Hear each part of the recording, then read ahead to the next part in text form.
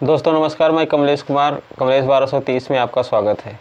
दोस्तों उत्तर प्रदेश से बहुजन समाज पार्टी से जुड़ी हुई एक खबर आ रही है। बहुजन समाज पार्टी ने रिक्त हुई विधानसभा की जो सीटें हैं और उस पर लगभग 10 सीटें हैं और उस सभी 10 सीटों पर जो है बसपा उपचुनाव लड़ने का प्लान जो है बना रही है। फिलहाल बहुजन समाज पार्टी विधानसभा में हुई 10 सीटों पर मजबूत प्रत्याशी उतारने की कवायद में जुटी है। पार्टी उपचुनाव के जरिए जो है विधानसभा में अपनी उपस्थिति बढ़ाने की तैयारी कर रही है। बता दें कि विधानसभा में बसपा के सिर्फ एक ही जो है विधायक हैं और वो हैं उमाशंकर सिंह।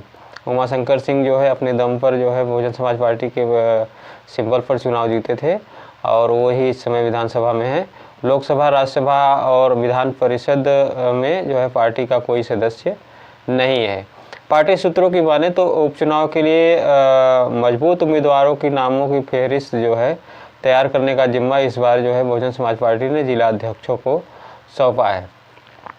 अब देखना ये होगा कि वह उम्मीदवार के बारे में सीधा जो है बहुजन समाज पार्टी को अपनी रिपोर्ट सौंपेंगे, जिसके बाद हाईकमान जो है अंतिम निर्णय लेगा कि किसे प्रत्याशी बनाना है। लोकसभा चुनाव में हुई करारी शिकस्त के बाद उपचुनाव से पार्टी के वरिष्ठ पदाधिकारियों को दूर रखा जा रहा है। जानकारों के मुताबिक जो है बसपा के लिए उपचुनाव में अपने प्रत्याशी उतारना मजबूरी बन चुका है, क्योंकि आज़ाद समाज पार्टी भी उपचुनाव लड़ने की तैयारी में जुटी है और यदि बसपा उपचुनाव में हिस्सा नहीं लेती तो दलित वोट बैंक आज़ाद समाज पार्टी की ओर रुख कर सकता है। ये डर बहुजन समाज पार्टी को सता रहा है और इसीलिए शायद बहुजन समाज पार्टी उत्तर प्रदेश की सभी 10 सीटों में जो है वो उपचुनाव में अपना हिस्सा ले सकती है, लेने के लिए मूड बना चुकी है। यही वजह है कि अपने वोट बैंक को बचाए रखने के लिए और विधानसभा में अपने सदस्यों की संख्या बढ़ाने के लिए बहुजन समाज पार्टी जो है उपचुनाव की तैयारी में है। बता दें कि बहुजन समाज पार्टी ने लोकसभा चुनाव के साथ हुए 4 विधानसभा उपचुनाव में भी अपने प्रत्याशी उतारे थे।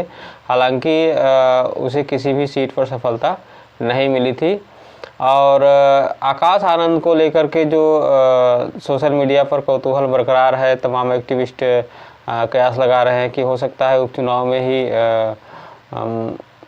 बसपा सुप्रीमो जो है आकाश आनंद को, जो पूर्व नेशनल कोऑर्डिनेटर रहे हैं, हो सकता है उनको उपचुनाव में भी वापस बुलाया जा सके। फिलहाल ये केवल कयास लगाए जा रहे हैं। अभी तक पार्टी की तरफ से इस पर जो है कोई ठोस जवाब नहीं आया है। पार्टी के पूर्व नेशनल कोऑर्डिनेटर और राजनीतिक उत्तराधिकारी आकाश आनंद की वापसी को लेकर के अभी फिलहाल कौतूहल बरकरार है। लोकसभा चुनाव के दौरान आकाश आनंद को जो है सभी पदों से हटाने का फैसला जो है वो बहन कुमारी मायावती ने तमाम कर दिया था और इससे जो है उनके तमाम कार्यकर्ता जो है वो नाराज़ थे, उनको नागवार गुजरा था। वहीं आकाश आनंद ने भी मायावती के इस फैसले के बाद जो है वो चुप्पी साध रखे हैं। उन्होंने अपनी सक्रियता जो है कम कर दी है और उनकी सक्रियता काफ़ी कम हो गई है। जल्द होने वाले चुनावी समीक्षा बैठक में आकाश आनंद के आने पर भी असमंजस बना हुआ है। कयास लगाया जा रहा था कि आकाश आनंद इस समीक्षा में हिस्सा जरूर लेंगे। फिलहाल अभी आकाश आनंद को लेकर के पार्टी की तरफ से या बसपा सुप्रीमो की तरफ से इनका कोई जवाब नहीं मिला है। कयास ही केवल लगाए जा सकते हैं और लगाए जा रहे हैं कि हो सकता है बहुजन समाज पार्टी आकाश आनंद को उपचुनाव में वापस बुला सकती है। फिलहाल ये केवल कयास ही लगाए जा रहे हैं। उधर केंद्र की राजनीति में उथल पुथल चल रही है। केंद्र की राजनीति की अगर बात करें तो भारतीय जनता पार्टी की सरकार बन चुकी है और उसके बाद जो है जो उसका एक माने कि यदि अगर हम समझें तो भारतीय जनता पार्टी के लिए एक बड़ी मुश्किल है और उस मुश्किल का सामना इस समय भारतीय जनता पार्टी कर रही है। फिलहाल उस पर तमाम बैठकें हुई हैं राजनाथ सिंह को लेकर के। वो है जो है लोकसभा अध्यक्ष का पद, स्पीकर का पद, और स्पीकर के पद के लिए भारतीय जनता पार्टी तमाम कोशिशों में लगी हुई है, क्योंकि वह एक अहम हथियार है भारतीय जनता पार्टी के लिए। उसी हथियार के बल पे 2019 के जो लोकसभा का कार्यकाल था उसमें कांग्रेस के कई सांसद जो है वो निलंबित कर दिए गए थे, जिसके बाद जो है ये कयास अभी भी लगाए जा रहे हैं कि हो सकता है कि इसकी लड़ाई जो है कांग्रेस पार्टी भी लड़े। फिलहाल कांग्रेस ने अभी तक अपना ओपिनियन नहीं दिया है। कांग्रेस ने कहा है कि यदि डिप्टी स्पीकर का पद मुझे मिलता है तो मैं स्पीकर के लिए चुनाव नहीं लड़ेंगे, और यदि डिप्टी स्पीकर का पद मुझे ऑफर नहीं किया गया तो हम स्पीकर का पद के लिए अपने दावेदार प्रस्तुत करेंगे।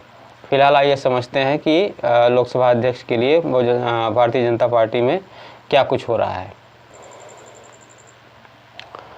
जैसा कि आप जानते हैं, लोकसभा चुनाव 2024 समाप्त होने के बाद 18वीं लोकसभा के गठन में अब कुछ ही समय बाकी है। सांसदों की जीत के बाद अब लोकसभा में उन्हें औपचारिक रूप से शपथ दिलाई जानी है। स्पीकर पद को लेकर के जारी सियासी खींचतान के बीच कहना गलत नहीं होगा कि इस बार सत्ता पक्ष में प्रधानमंत्री नरेंद्र मोदी और रक्षा मंत्री राजनाथ सिंह के साथ साथ विपक्ष में कांग्रेस प्रमुख मल्लिकार्जुन खड़गे और राहुल गांधी सरीखे नेताओं की अग्नि परीक्षा है। और लोकसभा चुनाव में चाहते न चाहते जाने अनजाने आखिरकार मुकाबला मोदी बनाम राहुल हो ही गया था, और अब आगे की राजनीति में भी जो है मोदी बनाम राहुल होने वाली है, क्योंकि जिस तरह जनादेश जनता ने दिया है उसमें प्रधानमंत्री नरेंद्र मोदी और विपक्ष की सबसे बड़ी पार्टी कांग्रेस के नेता राहुल गांधी को ही लोकतंत्र की अग्नि परीक्षा देनी है दोनों को। जहां प्रधानमंत्री मोदी को अब गठबंधन सरकार को सफलतापूर्वक चलाने की चुनौती है, तो राहुल गांधी के सामने विपक्षी इंडिया गठबंधन को एकजुट बनाए रखते हुए सरकार को घेरने में अहम जिम्मेदारी भी निभानी है। ये दोनों अग्नि परीक्षाएं भारतीय राजनीति के इन दोनों शीर्ष नेताओं को अलग देनी है। लेकिन जिस तरह से 18वीं लोकसभा चुनकर आई है उसमें देश की राजनीति में दो नेताओं की भूमिका बेहद अहम हो गई है। सत्ता पक्ष में राजनाथ सिंह सरकार के संकट प्रबंधक बनकर उभरे हैं, तो विपक्ष में मल्लिकार्जुन खड़गे की भूमिका एक अभिभावक नेता की बनने जा रही है, जहां मोदी और राहुल एक दूसरे से पहले की तरह आक्रामक रहेंगे। वहीं इन दोनों नेताओं पर पक्ष विपक्ष के बीच जो है भड़काने वाली सियासी आग पर पानी डालने और अपने अपने खेमों में एकजुटता बनाए रखने की भी होगी। केंद्र में तीसरी बार सरकार बनाकर नरेंद्र मोदी ने प्रथम प्रधानमंत्री जवाहरलाल नेहरू की बराबरी तो कर ली, लेकिन फ़र्क ये है कि नेहरू ने तीसरी बार भी अपनी पार्टी कांग्रेस के लिए एक प्रचंड बहुमत जुटाया था और उसके सामने विपक्ष इतना मजबूत नहीं था जितना अब है। लेकिन मोदी सरकार में अपने दल भाजपा को अकेले बहुमत नहीं है, और सरकार बनाने और चलाने के लिए भाजपा को चंद्रबाबू नायडू और नीतीश कुमार, अनुप्रिया पटेल, जयंत चौधरी हो गए, पवन कल्याण, जीतन राम मांझी, एकनाथ शिंदे, अजीत पवार के दलों वाले एनडीए पर निर्भरता है। मोदी राजनीति के मजे हुए खिलाड़ी हैं और पहले करीब 13 साल गुजरात और फिर पिछले 10 साल केंद्र में सफल सरकार चलाने का उनको अनुभव भी है। लेकिन गुजरात से लेकर केंद्र तक मोदी ने अभी तक अपने दल में पूर्ण बहुमत वाली सरकार अपनी हनक और धमक से चलाई है।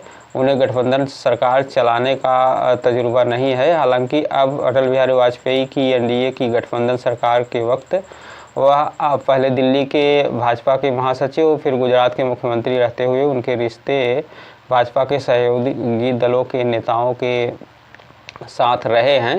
चंद्रबाबू नायडू और नीतीश कुमार तब भी बीजेपी सरकार के हिस्से थे, इसीलिए उनके साथ संवाद और संपर्क में मोदी की कोई समस्या नहीं है।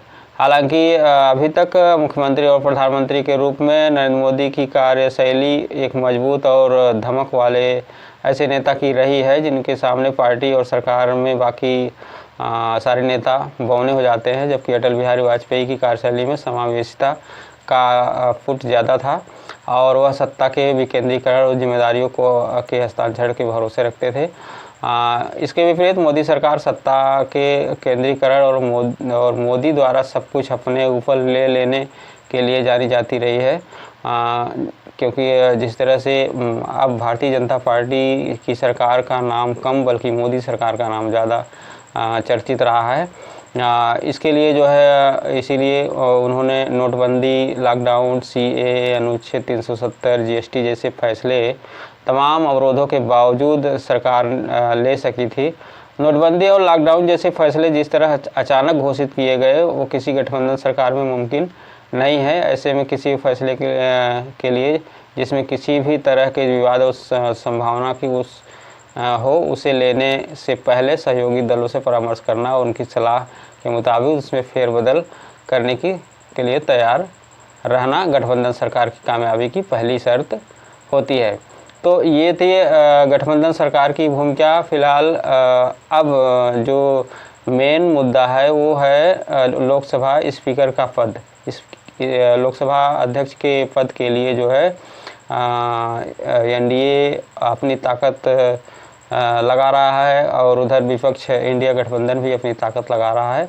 यदि दोनों में चुनाव होते हैं तो देखना ये होगा कि लोकसभा स्पीकर का पद जो है किसके खाते पे जाता है। फिलहाल अभी NDA का दबदबा बरकरार है, NDA का दबदबा अभी NDA हावी है और देखना होगा कि इस सियासी उठापटक में कौन किस पर भारी पड़ता है। फिलहाल आज के लिए इतना ही। हमारे YouTube चैनल को सब्सक्राइब नहीं किए हैं, सब्सक्राइब करके बेल आइकन जरूर दबाएं, कमेंट करके हमें अपनी राय जरूर प्रदान करें। तब तक के लिए नमस्कार।